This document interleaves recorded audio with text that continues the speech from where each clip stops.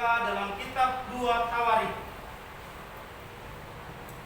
2 Tawarik pasalnya yang ke-26. Ayat 1 sampai ayatnya yang ke-23. Sekali lagi, di dalam kitab 2 Tawarik pasalnya ke-26 ayatnya yang pertama sampai ke-23. Kita akan baca secara responsorial.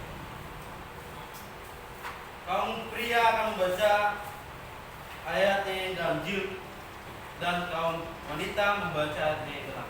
Saya akan baca judul perikop dan dilanjutkan. Judul perikop Raja Uzia.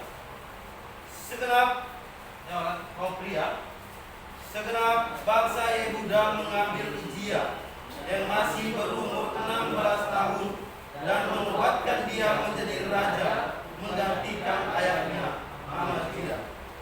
Ia memperbuat elok dan mengembalikannya kepada Yehuda, sesudah raja mendapat perhentian bersama-sama dengan nenek moyangnya. Uzia berumur 16 tahun pada waktu ia menjadi raja, dan 52 tahun lamanya ia memerintah di Yerusalem. Nama ibunya ialah Yehosafat dari Yerusalem. Ia melakukan apa yang benar di mata Tuhan, seperti yang dilakukan Amazia dan ayahnya. Dia mencari Allah selama hidup, ketika dia yang mengajarnya supaya takut akan Allah. Dan selama dia mencari Tuhan, Allah membuat segala usahanya berhasil. Maka majulah ia berperang melawan orang-orang Filistin dan membongkar tembok-tembok Yamin dan Asdod, lalu mendirikan kota-kota di sekitar Asdod dan di lain-lain wilayah orang Filistin. Allah menolongnya terhadap orang Filistin dan terhadap orang Arab yang tinggal di Gurbaha dan terhadap orang Yahudi. Orang-orang Amon membayar peti kepada Uzia, namanya termasuk sampai ke Mesir, karena kekuatannya yang besar. Dia mendirikan menara di Yerusalem, di atas pintu gerbang sudut, di atas pintu gerbang lebah, dan di atas penjuru, serta mengukurkannya. Ia mendirikan juga menara-menara di dalam gurun dan menggali banyak sumur, karena banyak ternaknya, baik di dataran rendah maupun di dataran tinggi. Juga ia mempunyai petani-petani dan penjaga-penjaga kebun anggur di gunung-gunung dan di tanah yang subur, karena ia suka pada pertanian. Selain itu, dia mempunyai tentara yang sanggup berperang, yang maju berperang dengan laskar-laskar, menurut jumlah anak buah yang dicatat oleh panitera di Yerusalem, dan penata usaha Maasia di bawah pimpinan salah seorang panglima raja. Kepala-kepala kuat pahlawan-pahlawan yang gagah perkasa itu seluruhnya berjumlah 2.600 orang. Di Di bawah pimpinan mereka terdapat satu bala tentara terdiri dari 307.500 orang yang gagah perkasa dalam berperang untuk membantu raja dalam menghadapi musuh. Uzia yang melengkapi seluruh tentara itu dengan perisai, tombak, ketopong, baju zirah, busur, dan batu umpan. Ia membuat juga di Yerusalem alat-alat perang ciptaan seorang ahli yang dapat menembakkan anak panah dan batu besar untuk ditempatkan di atas menara-menara dan penjuru-penjuru. Nama raja itu termasyur sampai ke negeri-negeri yang jauh karena ia ditolong dengan ajaib sehingga menjadi kuat. Setelah ia menjadi kuat, ia menjadi tinggi hati sehingga ia melakukan hal yang susah.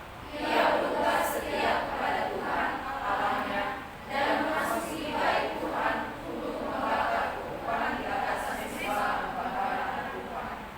Tetapi iman Ajaria mengikutinya dari belakang bersama-sama 80 iman kuat, orang-orang yang tegas. Mereka Berdiri di depan Raja Uzia dan berkata kepadanya, "Hai Uzia, engkau tidak berhak membakar kekuatan kepada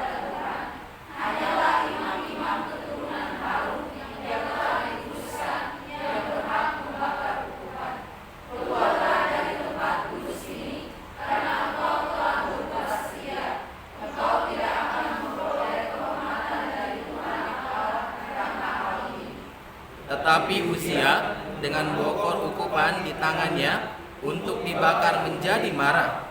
Sementara amarahnya meluap terhadap para imam, timbullah penyakit kusta pada dahinya di hadapan para imam di rumah Tuhan, dekat mezbah pembakaran ukupan.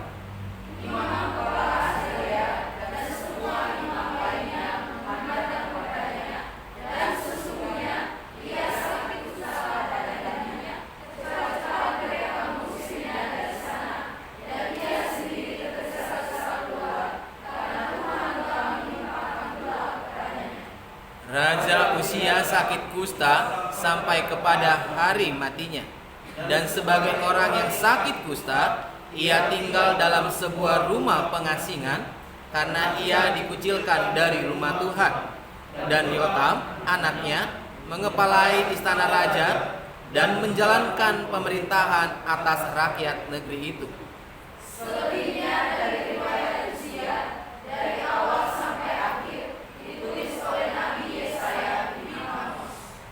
Kemudian Uzia mendapatkan perhentian bersama-sama dengan nenek moyangnya, dan ia dikuburkan di samping nenek moyangnya di ladang dekat pekuburan raja-raja karena ia berpenyakit kusta, kata orang.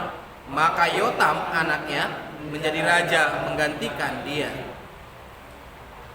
Bapak Ibu yang dikasihi Tuhan, sedemikian jauh kita membaca cerita tentang seorang raja yang pada sebelumnya dia benar-benar bergumul kepada Tuhan atas hidupnya. Dan sebelum saya lanjut, kita akan mengulas kembali bagaimana latar belakang dari kitab ini. Kitab ini ditulis oleh Ezra tahun penulisan sekitar tahun 450 sampai 420 sebelum Masehi dengan tema mencari dan melayani Tuhan. Tujuan penulisannya, ada orang berpendapat banyak, tapi menurut saya tujuan saya ambil dan saya kutip, tujuannya yaitu untuk menunjukkan bahwa sekalipun kerajaan Israel dan Yehuda ditimpa kemalangan, namun Allah masih memegang janjinya kepada bangsa itu. Dari sekian yang kita baca tadi, saya mengambil tema kerendahan hati. Kerendahan hati berbicara tentang tidak sombong dan tidak angkuh. Yang setuju katakan amin. Amin. Bapak Ibu yang dikasihi Tuhan, di dalam kisah ini kita diajarkan atau menceritakan kepada kita tentang seorang yang sebelumnya melakukan perbuatan yang berkenan kepada Tuhan, yaitu mencari Allah. Sebelumnya Raja Uzia ini mempunyai seorang ayah yang memang takut kepada Tuhan, yaitu Amazia, raja orang Yehuda pada saat itu. Setelah kematiannya digantikan oleh anaknya ketika dia berumur 16 tahun. Amazia ternyata seorang raja yang termasuk orang yang sombong, sehingga pada akhir hidupnya dia mati, dibunuh. Lalu ternyata dilanjutkan juga oleh seorang anaknya, yaitu Uzia. Dan pada saat ini ketidaksetiaan kepada Tuhan, sombong, dan pada akhirnya akan mendapat hukuman dari Tuhan. Nah, saya akan membagikan 3 poin penting berdasarkan yang kita baca dengan tema kerendahan hati, yaitu bagaimana kerendahan hati diwujudkan berdasarkan 2 Tawarik 26 ayat 1 sampai 23. Yang pertama, kerendahan hati diwujudkan melalui perubahan hidup. Bapak Ibu yang dikasihi Tuhan, perubahan hidup atau kerendahan hati mampu merubah hidup orang. Bisa negatif dan bisa positif. Kenapa? Kadang-kadang kalau kita yang dipandang seorang yang rohani pun, pada suatu saat kita akan dijatuhkan oleh iblis. Saya mendapat satu kutipan, ya, bahwa iblis diam ketika kita melakukan sesuatu yang salah di mata Tuhan, tetapi dia akan mengejar-ngejar orang yang melakukan kehendak Tuhan. Seperti yang dialami oleh Uzia, dia mencari Tuhan, dia hidup seperti ayahnya sebelum ayahnya termasuk orang yang sombong. Dia mencari Tuhan, Tuhan memperlengkapi dia, Tuhan merubah hidupnya.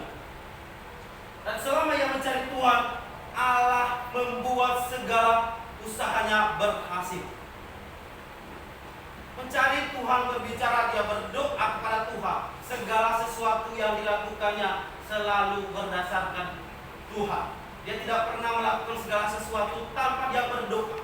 Dia tidak pernah melakukan segala sesuatu tanpa dia meminta pertolongan kepada Tuhan. Lalu apa? Tuhan membuat semua yang dilakukannya itu berhasil. Karena hati diwujudkan dalam perubahan hidup. Apa yang Tuhan berikan kepadanya ketika dia sudah mencari Tuhan? Hidup berdasarkan kehendak Tuhan. Ya, seperti yang kita bacakan tadi, bahwa namanya termasyhur, artinya bahwa namanya dikenal oleh semua orang, bahwa dia adalah raja yang takut kepada Tuhan. Namanya dikenal oleh orang-orang, bahkan negeri-negeri yang jauh dari negeri yang mereka tempatkan. Itu berkat Tuhan yang pertama. Yang kedua, Allah menolongnya dalam peperangan. Yang melawan orang Filistin, dia menang atas orang Arab, dia menang atas orang Meunim, dan dia menang atas orang-orang yang atau kerajaan-kerajaan yang cuma untuk melawan mereka. Terus yang ketiga, Allah memberkati pekerjaannya. Uzia ini adalah seorang yang suka bertani, sehingga dia membuat sebuah menara supaya pertaniannya atau untuk membantu pertanian bertumbuh. Nah, dia membuat sebuah sumur-sumur supaya pertanian itu bertumbuh. Dan bukan hanya pertanian, dia juga suka ternak dan sebagainya. Ketika dia meminta kepada Tuhan, Tuhan kasih. Tuhan kasih dia menang dalam segala hal, khususnya dalam peperangan.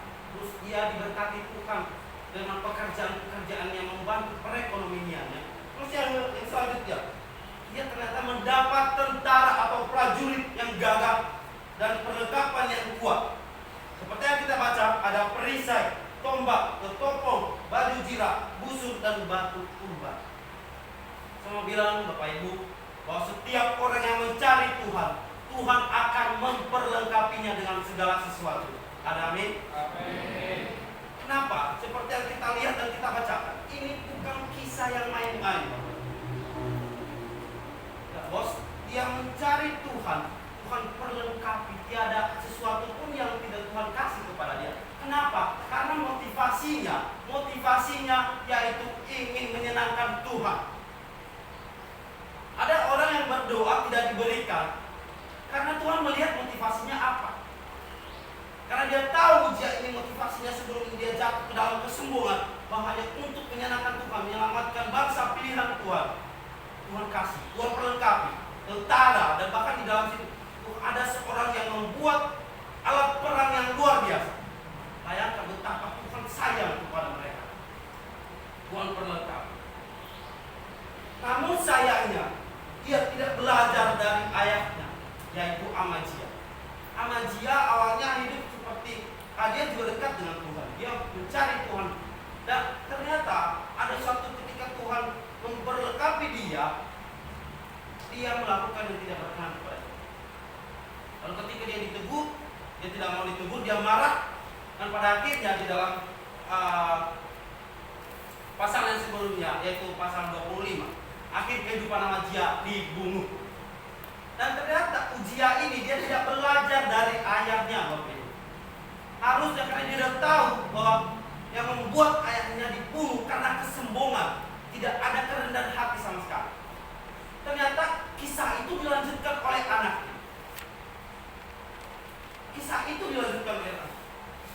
Nah, kisah apa yang dilanjutkan? Yaitu dia melangkahi iman-iman, dia membakar ukupan yang harusnya ukupan itu hanya dilakukan oleh imam-imam Tuhan di dalam mezbah. Di dalam Amsal 15 ayat 33, Allah berkata, takut akan Tuhan adalah didikan yang mendatangkan hikmat, dan kerendahan hati mendahului kehormatan. Bahwa seharusnya Uzia yang takut kepada Tuhan, harusnya ia berhikmat. Hikmatnya apa? Hikmatnya didasarkan pada kebenaran firman Tuhan, bahwa harusnya dia tidak perlu sombong. Tetapi kerendahan hatinya atau tidak kerendahan kesombongan yang menjatuhkan dia.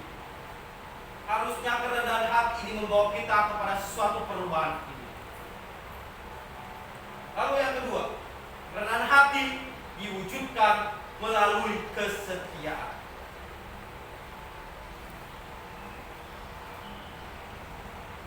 Raja Uzia ternyata dia tidak setia kepada Tuhan. Setelah dia mengalami perubahan yang tidak baik, dan dia yang rendah hati, dia mencari Tuhan, lalu dia berbalik, dia tidak setia kepada Tuhan. Ya, Amazia pada saat itu dia berperang melawan orang Filistin dan sebagainya. Lalu di dalam peperangan itu ternyata dia menyembah Allah lain, yang membawa Allah orang yang habis dia perangi dan dia sembah. Lalu ternyata kerendahan hati harusnya membuat kita tetap setia, khususnya kepada Tuhan yang kita sembah sebagai penolong hidup kita. Kerendahan hati justru merusak kesetiaannya kepada Tuhan. Kenapa? Karena kerendahan hatinya itu tidak full. Ada celah, ada hati yang bolong di dalam dirinya, sehingga iblis masuk dan kerendahan hati itu semakin lama semakin dikikiskan, terkikis, dan akhirnya dia sombong. Ya sudah tidak setia kepada Tuhan. Apa yang dilakukan? Dia marah kepada imam besar. Tidak ada itu 16. Setelah ia menjadi kuat, ia menjadi tinggi hati. Tuhan telah memperlengkapi dia dengan segala sesuatu. Tapi ia berubah pikiran. Dia malah tinggi hati, dia sombong, sehingga ia melakukan hal yang merusak. Dia berubah setia kepada Tuhan. Dia memasuki bait Tuhan untuk membakar ukupan di atas mezbah pembakaran ukupan. Nah, pembakaran ukupan adalah merupakan lambang penyembahan dan doa yang terus-menerus dari umat Allah pada saat itu. Dan itu hanya dilakukan oleh imam-imam Tuhan. Tetapi ya, karena kesombongan tinggi hati yang dilakukan oleh Uzia, dia melangkahi imam-imam Tuhan. Ini suatu pelajaran buat kita bahwa ketika Tuhan memperlengkapi kita dengan segala sesuatu, baik dalam akademik dan sebagainya, kita tidak perlu sombong. Karena kesombongan adalah akar dari segala kejahatan. Kita jatuh pada suatu saat. Meskipun sekarang kita boleh memperoleh harta sebanyak apapun, ya, seperti yang kita kenal. Saya selalu bilang bahwa Salomo ini adalah seorang yang sangat luar biasa. Tuhan memperlengkapi dia dengan segala kekayaan. Tapi dia bilang apa? Bahwa sia-sia hidup ini jika jauh dari pengenalan akan Allah. Itu suatu pelajaran bahwa harusnya kerendahan hati kita bukan hanya diwujudkan dalam perubahan hidup, tapi membuat kita tetap setia kepada Tuhan. Lalu yang ketiga, bagaimana kesetiaan itu boleh ada di dalam diri kita yang diwujudkan? Yang pertama tadi perubahan hidup, yang kedua kesetiaan, dan yang ketiga adalah kerendahan hati diwujudkan melalui penyesalan. Harusnya Raja Uzia ini menyesal atas perbuatan. Ketika imam-imam menegur dia, lalu dia berkata, lalu dia marah, bukannya minta maaf. Kenapa? Karena kesombongan. Karena seringkali kesombongan kita itu justru kita membuat kita tidak mau mendengarkan orang lain. Inilah yang membuat setiap orang itu jatuh ketika Tuhan sudah mengangkat dia. Karena dia sombong, dia tidak butuh Tuhan lagi. Akhirnya dia jatuh lagi. Harusnya Raja Uzia ini justru menyesal dengan perbuatan. Sehingga karena tidak ada penyesalan di dalam dirinya, di dalam ayat 21-23, yaitu sakit kusta seumur hidupnya sampai dia mati. Dia sama dengan ayatnya yang cara matinya yang berbeda. Yang Amazia mati karena dibunuh, sedangkan dia mati karena penyakit kusta. Tuhan menghukum orang-orang yang sombong. Tuhan tidak senang dengan orang-orang yang sombong. Kita harus sadar bahwa segala sumber kehidupan kita adalah dari Tuhan. Yang situ juga katakan amin. Jadi seharusnya kita orang yang percaya kepada Tuhan harusnya dibentuk melalui kerendahan hati, yang mana kita boleh merendahkan diri baik kepada manusia terlebih-lebih kepada Tuhan. Jadi menjadi aplikasi buat kita. Mari Bapak Ibu, kita boleh merubah karena kita sudah mendengarkan ini, bahwa ini satu pelajaran buat kita bahwa kesombongan itu tidak perlu. Kita bersatu di dalamnya. Kami mengucap syukur Tuhan untuk hari ini kami boleh mendengarkan kebenaran firman-Mu, bahwa kesombongan adalah sesuatu hal yang tidak berkenan kepada Tuhan. Kami belajar bahwa segala sesuatu adalah dari Tuhan, dan untuk itu kami rendahkan diri serta di hadapan-Mu. Ajarlah kami Tuhan supaya kami terus bijaksana dan kami boleh menjadi hamba-hamba yang berkenan kepada-Mu. Puji nama-Mu Tuhan, di dalam nama Tuhan Yesus kami berdoa dan mengucap syukur. Haleluya. Amin.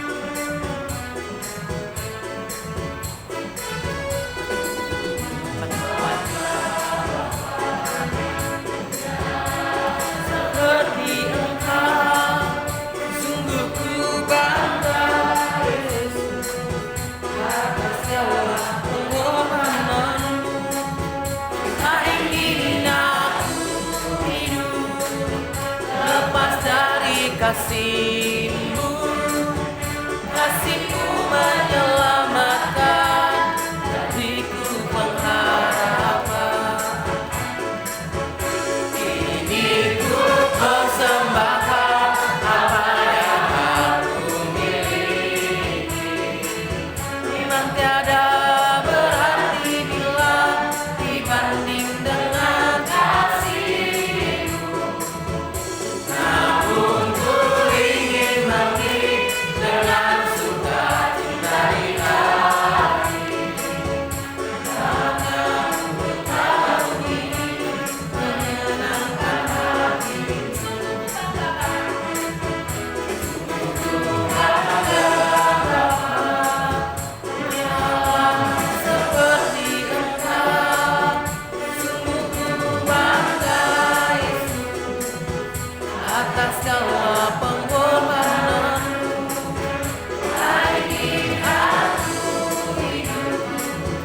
Lepas dari kasih-Mu, kasih-Mu menyelamatkan dan beriku pengharapan. Ini ku persembahkan apa yang aku miliki. Memang tiada berarti bila dibanding dengan kasih-Nya. Namun ku ingin memberi dengan sukacita di hati, karena ku tahu ini menyenangkan hati. Pada Jumat Ibu Tiana, saya berdoa persembahan. Satu dalam doa. Bapa kami yang di surga, kami sungguh bersyukur kepada Tuhan hari ini kami kembali berkumpul di tempat ini, dikuatkan dengan kebenaran firman Tuhan, yang memberkati kami untuk kami selalu mengingat kebaikan Tuhan, memberkati hamba-Mu yang sudah memberikan berkat firman kepada kami, pakai secara khusus dan luar biasa harinya sebagai alat Tuhan saja. Terima kasih Tuhan, kami juga sudah mempersembahkan persembahan kami kepada Tuhan. Tuhan menolong, Tuhan membantu semua pengurus senat mahasiswa dalam mengelola agar apapun Tuhan yang dilakukan dengan media ini Tuhan. Kami percaya semua ini bisa memuliakan nama Tuhan. Pujilah nama-Mu, Kau memberkati kami semuanya.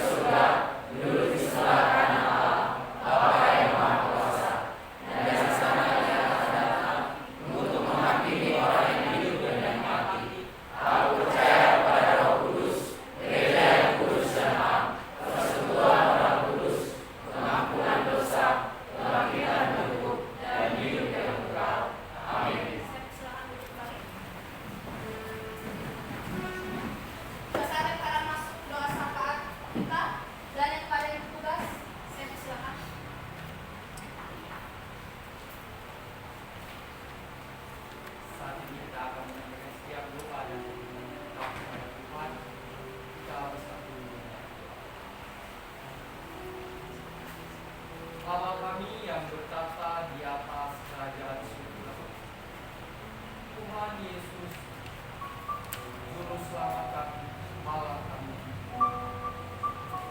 Saat ini kami datang dan memohon kepada Tuhan dan menyampaikan setiap doa sifat kami. Ampuni segala dosa dan kesalahan kami, perkataan kami, tingkah laku kami yang tidak sesuai dengan yang Tuhan kehendaki dalam hidup kami. Ampuni kami Tuhan. Biar setiap doa-doa yang kami sampaikan di hadapan Tuhan. Saat ini kami berdoa untuk bangsa dan negara kami. Engkau berkati bangsa Indonesia. Engkau berkati setiap para pemimpin kami. Engkau berkati setiap program pemerintah, bahkan sampai dari jajaran yang lain. Kami serahkan semuanya di dalam tangan pengasihan Tuhan. Biarlah Tuhan yang menuntun, memberkati, dan menaungi. Kami berdoa untuk gereja-gereja yang ada di dunia, bahkan yang ada di Indonesia ini. Engkau berkati Tuhan. Biarlah Injil kerajaan surga Tuhan diberitakan di mana, bahkan sampai ke pelosok. Engkau berkati setiap para pemimpin. Engkau berikan kekuatan, kesabaran dalam setiap apa yang mereka lakukan, bahkan yang mereka hadapi. Tuhan memberkati mereka. Saat ini kami juga berdoa Tuhan untuk setiap warga di Indonesia. Tuhan memberkati mereka. Damai sejahtera, sukacita yang melimpah